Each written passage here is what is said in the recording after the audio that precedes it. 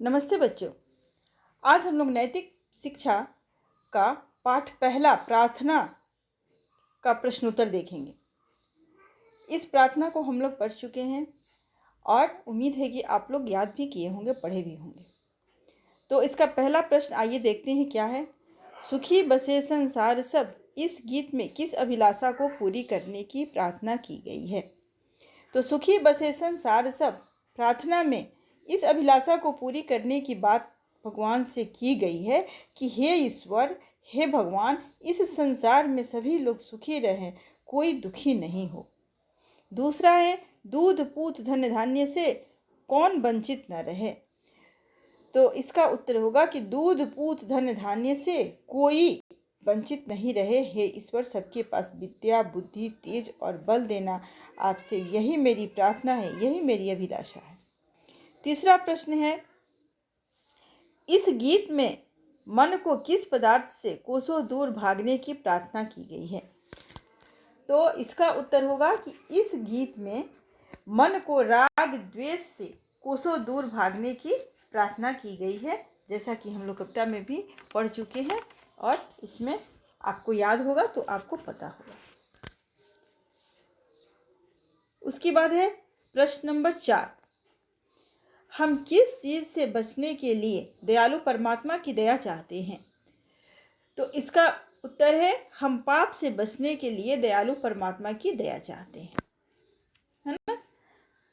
उसके बाद है प्रश्न नंबर 5, हम भव से पार कब हो सकते हैं। तो इसका उत्तर होगा कि इस प्रार्थना में ईश्वर से कहा गया है कि आप नारायण हैं, आप पाप विमोचन करने वाले हैं। हे ईश्वर, आप न्याय करें और मुझे भव से पार करा दीजिए। हे ईश्वर, मेरी यही अभिलाषा है, यही इच्छा है। ठीक है। उसके बाद क्वेश्चन नंबर 6, भगवान के नाम के भरोसे भक्त किस आशा को बनाए रखना चाहता है। तो भगवान के नाम के भरोसे भक्त भगवान के धाम की आशा को बनाए रखना चाहता है। ठीक है, कि भगवान के धाम की आशा हो, क्योंकि जिस विश्वास से हम लोग भगवान के पास आते हैं, अगर हमको कोई भी दुख परेशानी होती है तो हम लोग पूर्ण विश्वास के साथ कहाँ जाते हैं। हम लोग को कहीं कुछ दिखाई नहीं पड़ता है, हम लोग भगवान के पास जाते हैं, मंदिर में जाते हैं कि भगवान है, भगवान हमारे मनोकामना पूर्ण करो और हमारे दुख को दूर करो। तो ये धाम जो है, धाम का स्थान होता है। तो इस धाम का जो आशा बनाए हुए हैं, तो इसी का भरोसा बना रहे, यही हमारी इच्छा है। उसके बाद है प्रश्न नंबर 7, भक्त करतार से सबके दिल मन और हृदय में किन किन गुणों को देने की प्रार्थना कर रहा है। तो भक्त करतार से सबके दिल मन और हृदय में दिल में दया और उदारता और मन में अपार प्रेम धैर्य और हृदय में वीरता जैसे गुणों को देने की प्रार्थना कर रहा है। हो गया 7वां क्वेश्चन। अब है, आइए 8वां प्रश्न देखते हैं, क्षमा का क्या अर्थ है। तो आप भी जानते हैं कि क्षमा का अर्थ माफ़ी होता है, यानी माफ़ कर देना होता है। 9वां प्रश्न है, अपनी गलती अपराध के लिए आप क्षमा मांगने से विनम्रता और आत्मशक्ति आती है और हम आगे के लिए सतर्क हो जाते हैं। यह कथन कहाँ तक सत्य है।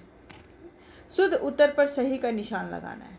ठीक है, ये कथन कहाँ तक सत्य है, जो सही है उस पर 3 ऑप्शन इसमें दिया गया है और तीनों में कौन सा सही है वो उस पर सही का निशान लगाना है। पहला ऑप्शन है मिथ्या है, क्या ये मिथ्या है। उसके बाद दूसरा है कि अर्ध सत्य है, क्या ये आधा सत्य है, पूरा सत्य नहीं है।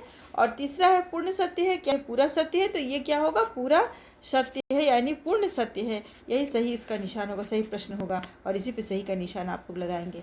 अब बेटे, ये सारे प्रश्नों का उत्तर हो गया। अब आप इसको नोटबुक पे नोट करेंगे और उसके बाद उसको पढ़ेंगे, याद करेंगे। धन्यवाद।